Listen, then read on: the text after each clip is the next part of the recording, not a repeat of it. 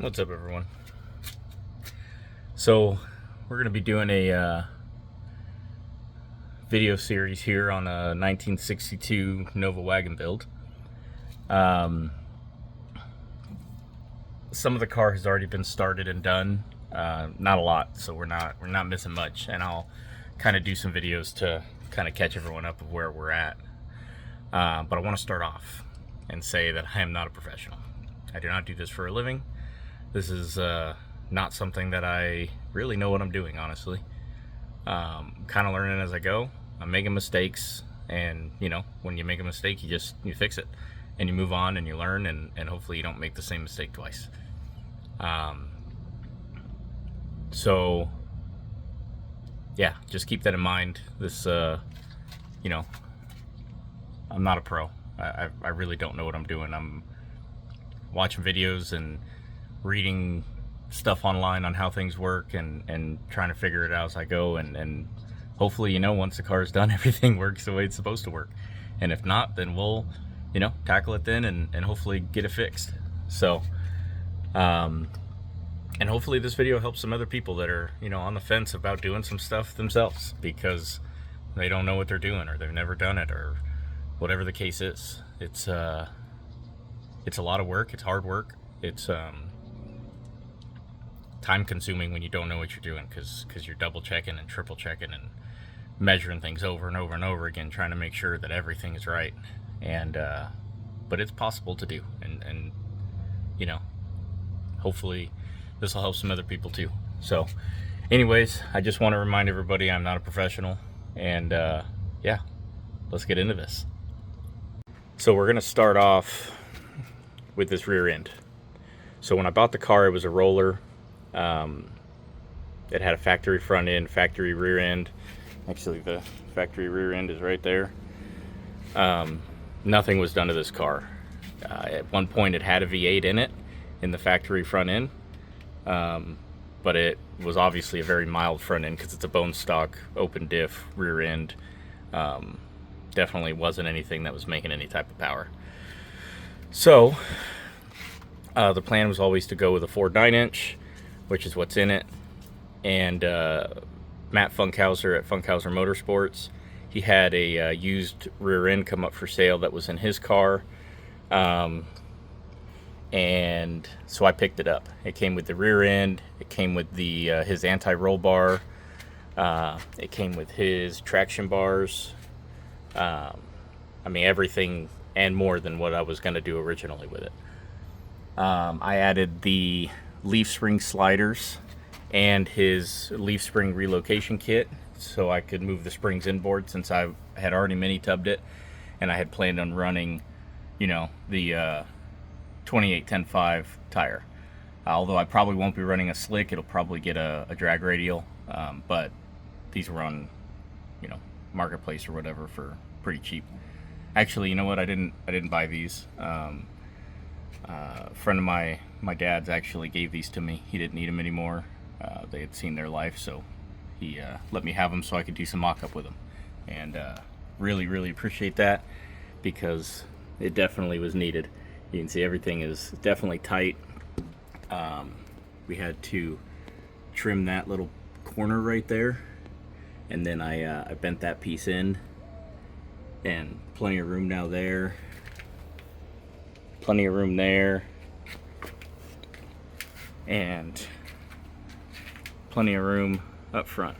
We may massage this a little bit to get a little more room, but realistically it should be good to go. Anyways, back to this rear end. So we got the rear end in. I took a bunch of measurements to make sure everything was correct. I mean, this probably took me, I don't know, 2 weeks to get this rear end kind of where I wanted it and straight and whatever else, just because I was, second guessing myself always.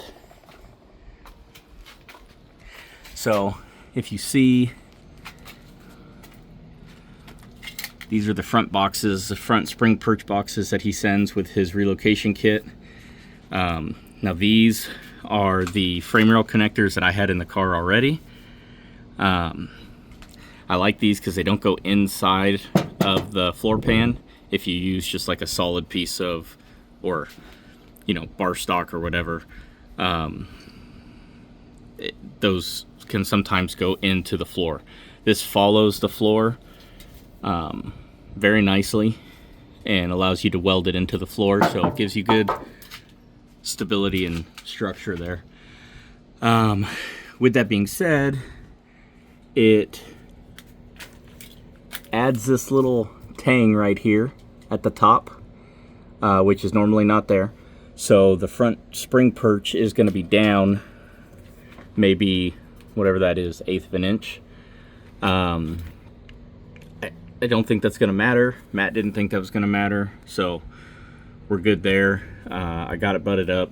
If I were to do this again, I would buy his kit, and then he sells a round bar for his frame rail connectors that goes from here to the frame rail, and he sells a box that welds in right there, so it's nice and square, and you just weld in that tube, and that would be perfect. There'd be no issues with that at all.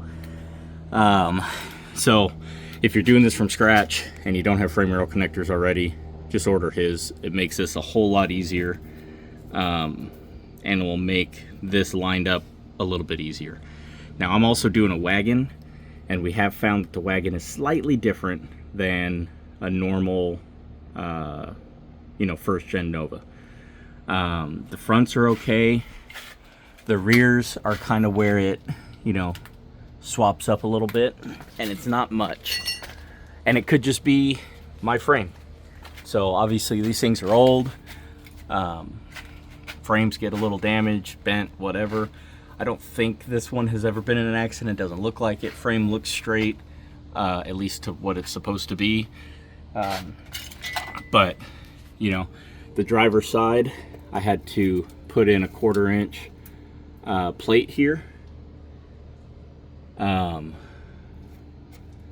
then put this on. And this is just tacked in place right now, just so I can make sure I get all my measurements right. On the passenger side, it didn't need that 1/4 inch plate. It fits up perfect. So yeah, maybe yours won't be that way, but just keep in mind, if you're doing a wagon and you use his spring relocation, you may have to put a 1/4 inch plate on the driver's side. The anti-roll bar, again, I just have it tacked in. It's not even completely straight. You can see it's bent down here in the front. I just wanted to make sure everything was kind of gonna line up where it needed to be, and I tried holding it up myself, and it just was too hard to do everything without it being at least kind of tacked in place. So it got a quick tack, and everything looks good. It looks like that's actually where it's going to end up. Once I straighten everything out, make sure that it is straight side to side, I'll take a bunch of measurements and make sure that that's all good. But you can see everything is good there. We can kind of raise and lower this bar as needed.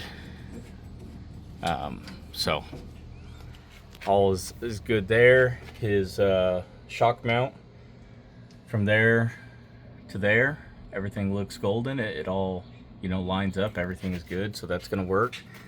Now, I haven't put the car on the ground yet, but this is with it fully hanging, and then if I jack the rear end up, which should simulate like it's sitting on the ground, you'll see these things slide back.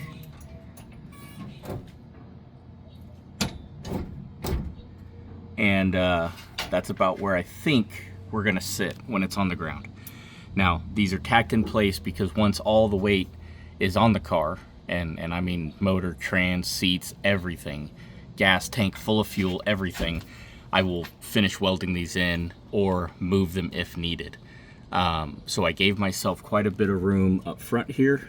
I got about a 1/2 inch there, and same on this side. I got about a 1/2 inch here to move them forward if need be. Now, I think this is, like I said, I think this is where we're gonna sit, and I think I'm gonna wanna move them a little forward so that I have more extension in the front. But we'll see once all the weight's in the car. That's gonna be one of the last things that we do. And yeah, so The only other thing is where this is at, and maybe I can move it back to here where it's the full frame, and I might do that. The wagons have this in it, and so I may have to, you know, cut that out. And I gotta find out. I gotta do some research and see, do you want these, you know, this parallel up and down?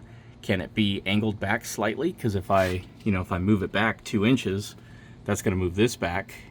And is that okay? Is it okay to be at a little angle? Is it better to be straight up and down? I don't know. So that's something that I have to look into and find out. But if I keep it here, you'll see I have to cut a decent amount of this off because of the frame, because it will interfere with the tire. And on the passenger side, you can see that it's actually part of the full frame here, so we're good. So, yeah, when I had the mini tubs done, I did have somebody else do the mini tubs, and they definitely didn't do the mini tubs the same. You can see how thick that frame rail is on that side, and then on this side it is way thinner. So that's kind of where that issue is coming from, as well as it comes back further on the driver's side, which makes more room for the tires, which is nice. But now this isn't really on like a super meaty portion of the frame, so we may have to come back, like I said, just to the back side of this, which is, you know, we're talking 1.5 to 2 inches. And if these need to be at a 90, or if they can be bent backwards just a little bit. I mean, I'm assuming bent backwards a little bit isn't going to be the end of the world, and I think we'll be okay, but, you know, something I got to look into to make sure. Yeah, so that's kind of where we're at with the rear end, and that's really the biggest update on the car. I have the wiring all laid out inside the car, but I haven't done any of the wiring yet. I just got a painless swap over. We just got a painless wiring harness for like 20 circuits or something. I plan to have power windows, at least in the front. It's gonna have a radio. I'm actually gonna put like a double din in it, so I can do, you know, a reverse camera and whatever else, because, you know, it's gonna be driven. I'm building the car for drag and drive events, but it's really gonna be a street car. It's gonna, you know, I'm probably gonna drive this thing every day to work because it's gonna be awesome. The plan with the car right now, I originally was gonna build a 383. Which I'll get a video on that because I have everything for the 383. The motor's actually almost together. But I had found a really good deal on a 6.2 liter LS 3.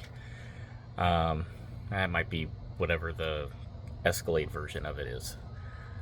But I just wanted the block and the heads. Well, really just the block. I don't know if I'm going to use the heads or not yet. But because I have a set of TrickFlow 245 cc heads that I was going to run on the, you know, bigger motor. So I just got to find out if I want to switch over to square port heads or not, and if I do, which heads I'm going to run. So, but anyway, the 383 is almost done, so we'll do a video on that. You know, it's a very stout motor. It's going to be, whoever gets it's going to be very happy. It's going to make some good power. But so anyway, the plan for the Nova is going to be, it's a 403 cubic inch LS3. Basically, we're going to run an L8T crank. It's the 6.6 gas crank. It's a forged crank. People have made a ton of power on them already. I think it was BTR that just did a pro charged motor on it not that long ago and made like 2,000 horsepower at the crank. I'm not even going to be close to that, so, you know, that's it's going to be plenty strong for me, and it'll help keep the pistons inside the cylinder walls. So on drag and drive events and street days and driving this thing everywhere, you know, I'm not going to have the skirt issues that a lot of people have on those 4-inch stroke LSs. The original plan was to run a 3900 stroke, but the 386 is a lot cheaper, and it'll do everything that I want it to do. And it's 403 cubic inches, plenty of cubic inch for what I want. So it's going to be a nitrous motor, 10.5 to 1 type deal. Hopefully make 550 or so with the tire on the motor, and make close to 900 to 1,000 or so on nitrous. Maybe 900 or so at the tire. Be a fun car. So that's the plan with the motor. It's going to get a turbo 400. I was kind of going back and forth between a Power Glide and a turbo 400, and I decided, with the extra weight, I really wanted the turbo 400. And because it's going to be cruised so much, if I had gone with the Power Glide, I would have had to run like a 370 gear, and that would have put me at 70, would have put me at like 3,000, 3,200 RPM or so, running down the highway, which isn't bad. It's fine, nothing wrong with that. But with the turbo 400 and the first gear being what it is, I can run a 320 gear in it, or a 325 gear, and now at cruising speeds at 70, 75, I'll be at 2,800 to $3,000 respectively. So that'll lower the RPMs down a little cruising, make it a little bit nicer to cruise around in. So we went with the turbo 400, and I have not tried to fit it in here yet. We are doing motor plates up front, so I'm hoping that I won't have any issues with getting the trans to fit. But if we got to massage the tunnel a little bit, then we'll massage the tunnel a little bit. Yeah, I think that's kind of where we're at. I have to redo the front end completely. Let's go take a look at that real quick. So the front end, I bought a Mustang 2 front end for it. And at first I was like, oh man, this thing is so nice. It looked really good. And then the more I started looking at it, the more I realized that we have problems. So it had really bad spring angles. It's got coilovers on it, and the coilovers were at like, man, they were angled pretty bad. And for every few degrees of angle, you lose quite a bit of spring rate or spring weight. So you may have to go up in spring to get it to act the same as if it's at a 90-degree angle. So a little bit of angle is okay, a few degrees, no big deal. But this was at like 25 degrees. It was not good geometry. So, and the track width was too wide.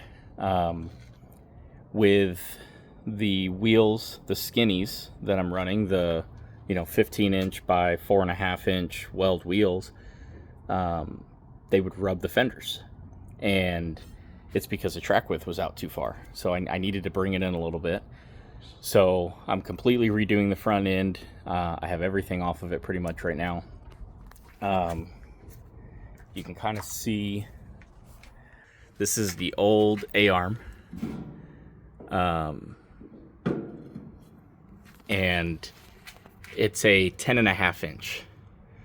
And again, that brings it out pretty far. This is kind of where the bottom was. Just nothing really fit very well. And this kind of all started when I wanted to switch over to the Willwood spindles, Mustang 2 spindles, because nothing fit. Nothing worked right. And so I wasn't very happy with that. So we bought some new upper control arms that are 8.5 inches. So we're going to come in about 2 inches.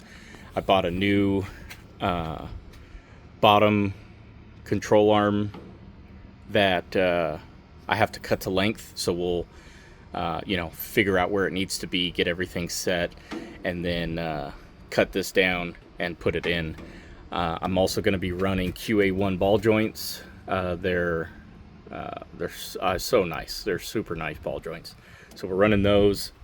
I also upgraded these here. These were just really cheap and super small, skinny, and these are now solid billet, or not solid billet, but stout billet. really nice pieces. I got a bump steer kit so that I can, hopefully start dialing that in as well as I'm setting everything up. The front A-arm, this is what it looks like. So it goes all the way to the front of the frame. We're going to have to change this piece out because this doesn't work with the control arms that I bought. We still have to set the front end up. None of this stuff really fit correctly. It's been a mess. The front end has been a mess, and that's kind of why it got put on hold. And I was like, let me go do the rear end because maybe that'll go a little smoother. And it has. It's been much no. The front end has a lot of work to do. The rear end now is pretty much set in place. We're pretty much where that's going to be at. So from here on out, I'm going to be switching over to the front end and trying to get all this done. And we have a lot of work to do on the front end. And this is definitely out of my comfort zone on what I can do because I have never built a front end before. And now I got to move the shock mounts. I got to do everything. Everything has to change. It's going to be a lot of work. We're just going to tackle it one thing at a time, and hopefully we get there good. So yeah, I think that's it for this update. When I start working on the front end, I'll get some more videos put out, and I appreciate you guys, following along, and hopefully you guys learned something. I'm learning a lot, so hopefully I can help you guys out. And the next video is going to be on that 383. We'll do a quick walkthrough of that. It's almost assembled, and I didn't get any footage of me assembling it, but I'll get some video footage out of that. And yeah, I appreciate you guys. Like, comment, please comment. Let me know what I'm doing wrong. Tell me if you guys got ideas or if you guys see something that I messed up, because yeah, I'm definitely not. Have no idea what I'm doing. So we're just gonna make this work, and we'll see what happens. Hopefully the car runs when we're done. So appreciate it. Like, comment, subscribe if you want, and we'll see you guys around.